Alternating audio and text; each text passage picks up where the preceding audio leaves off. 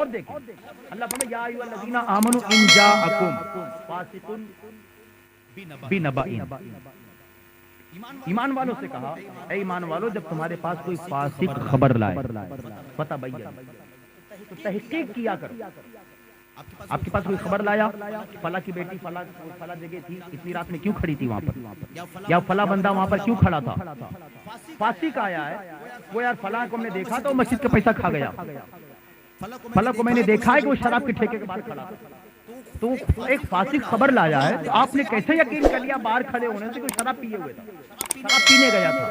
وہاں کھڑی تھی تو غلط نیت کے ساتھ وہ لڑکی کھڑی تھی، کیوں آپ نے سوچ بنائی، فاسق خبر لایا تھا۔ ایک بار وہ بندہ ہوتا جو فاسق نہ ہو، مثلا باشرہ ہو، دیندار ہو، سنتوں پہ چلنے والا ہو، مال کی زکات دینے والا ہو، اہل علم ہو، اگر اس طرح کا نیک بندہ پرہیزگار بندہ کو خبر لاتا تو ایک بار یقین کر سکتے تھے،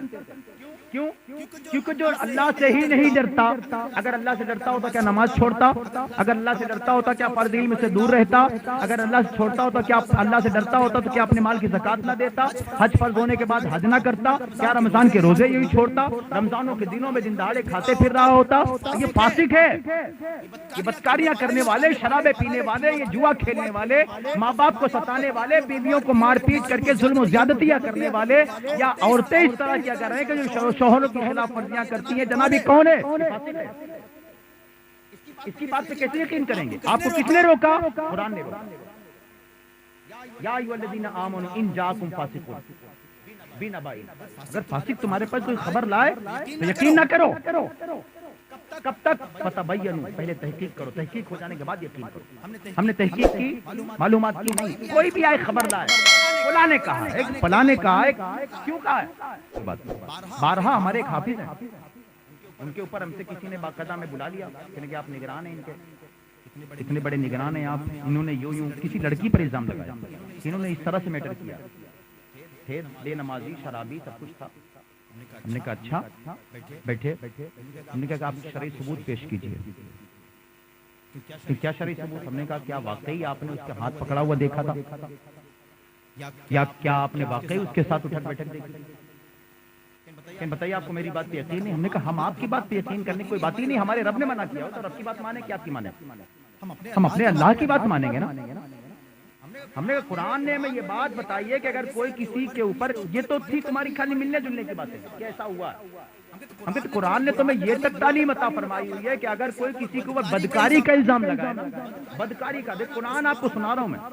بدکاری کا الزام لگائے تو اب یہاں پر شرعی گواہ مانگے ہیں قرآن نے، سورہ نساء پڑھیں آپ، شرعی گواہ مانگے، کون سے گواہ؟ ایسے عینی گواہ چار، جنہوں نے باقاعدہ جیسے سرمے دانی میں سلائی اس طرح سے کسی کو بدکاری کرتے دیکھا ہو، اور اگر اس طرح کے ثبوت نہ دے سکا تو پھر 80 کوڑے کھانے کے لیے اسلامی قانون کے مطابق اپنی پیٹھ مضبوط کرتے ہیں۔ کسی کے اوپر بدکاری کا الزام لگا دیتے ہیں، کسی بھی پاک دامن عورت کو جو بدنام کر دیتے ہیں، ایسے ہی کر دیں گے، اتنا آسان ہے۔ یہ بھی شریعت نے ہمیں قرآن نے سکھایا ہے کہ شوہر اگر اپنی بیوی پہ الزام لگائے گا تو اس کو کس انداز پر ہمیں پیش کرنا ہے، یوں تھوڑی الزام لگا دے گا، کیونکہ یہ نزدیکی معاملات ہیں نا، یہاں پر یہ اس کا دیکھنا چھپ چھپا کے کوئی معاملہ، یہاں پر بھی قرآن نے تعلیم دی۔ پیارو محترم، اس لیے حضور ہم پر قرآن کی آیتیں تلاوت کر رہے ہیں، تو اب ہم خبر لیتے نہیں ہیں، تحقیق کرتے نہیں ہیں، معلومات کرتے نہیں، بدگمانی پال کے بیٹھ جاتے ہیں۔ تقریباً ہمارا معاشرہ، ہمارا خاندان، ہمارا پریوار جو لڑائی جھگڑے ان ساری چیزوں میں مشتمل ہو گیا، اس میں الجھ گیا، اور خرابیاں ہو گئیں، جو طلاقیں ہو گئیں، جو نااتفاقیاں ہو گئیں، جو دوریاں بن گئی، رشتہ داریاں ٹوٹ گئیں، دوستیاں ختم ہو گئیں، ان سب کے پیچھے یہی ساری چیزیں، بالکل سچی بات آپ کو عرض کر رہا ہوں، یہی ساری چیزیں، بدگمانیاں، غیبت،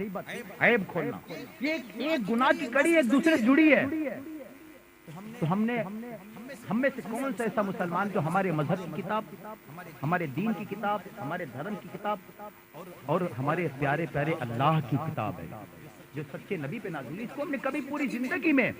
ایک بار کم از کم چلو ترجمے کے ساتھ ہی پڑھ لی ہو؟ ہاتھ نہیں اٹھواتے آپ سے، ورنہ آپ بھی شرمندہ ہوں گے، ہمیں بھی شرمندہ ہوں گے، لیکن محاسبہ کرنے کی ضرورت ہے۔ حضور کا مقصد میلاد کیا؟ دنیا میں کیوں تشریف لائے؟ یتلو علیہم آیات،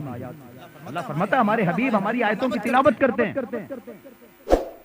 وَيُزَكِّيهِمْ تمہیں پاکیزہ کرتے ہیں، قرآن ہمیں پاکیزہ کرے گا، کتاب ہمیں رہنمائی دے گا۔ تو پیار اور محترم اسلامی بھائیوں، ان باتوں سے آپ کو کچھ تو فائدہ ملے گا یقیناً، لیکن اتنی باتوں سے ہی کفایت کرنے والا نہیں۔ کم از کم آپ اور ہم سب یہ ذہن بنائیں، جو قرآن پڑھ لیتے ہیں، آپ کنز الایمان شریف خریدیں، اعلیٰ حضرت رحمۃ اللہ تعالیٰ کا اردو زبان میں سب سے آسان ترجمہ، عشق رسول میں ڈوبا ترجمہ، آپ مکتبۃ المدینہ ڈپٹی پڑھاؤ چلے جائیں، وہاں پر آپ کو خوبصورت انداز میں قرآن پاک ترجمے والا، اپنی بچیوں کے جہیز میں بھی قرآن دیں تو ترجمے والا دیں، گھر میں بھی قرآن رکھیں ترجمے والا رکھیں، کنز الایمان رکھیں، اردو میں بھی پڑھ سکتے اردو میں پڑھیں، ہندی میں پڑھ سکتے ہیں ہندی میں پڑھیں، جو ترجمہ ہے، انگلش میں پڑھ سکتے ہیں انگلش میں پڑھیں، جس میں ابھی آپ پڑھ سکتے ہیں آپ جائیں، قرآن لا کے رکھیں گھر کے اندر۔ مفتی احمد یار خان نعیمی نے لکھا، جس گھر میں قرآن پاک ترجمہ کنز الایمان ہوگا، وہ